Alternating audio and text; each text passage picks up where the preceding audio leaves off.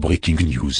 Un militant du MRC tombe dans le coma, et Albert Nzongang dans un état critique. Panique à la prison centrale de Kondingui. Michel Thiaumot est tombé avec des yeux revulsés.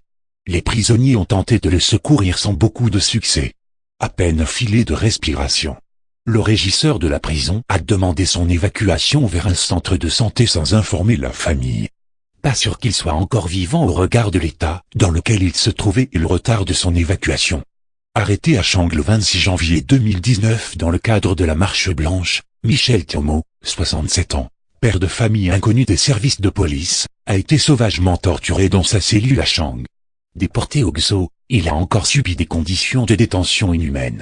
Privé de visite familiale, il était soutenu par le responsable du MRC qui commandait les repas à l'extérieur pour nourrir la centaine de militants séquestrés dans les dépotoirs infects du XO.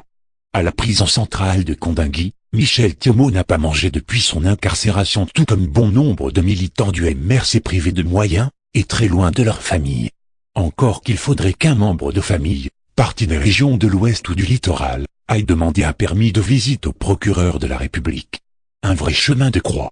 L'administration pénitentiaire, à la demande de la présidence de la République qui gère directement le dossier via Ferdinand Ngongo, a exigé d'isoler les responsables du MRC qui sont enfermés à la prison principale ancienne BM, qui est censée abriter les terroristes de Boko Haram et les sécessionnistes anglophones des militants du MRC qui, eux, sont à la prison centrale de Kondingui. Par ailleurs, la santé d'Albert Nzongang se dégrade dangereusement. Diabétique et privé de médicaments, il ne pourra pas tenir longtemps dans ces conditions.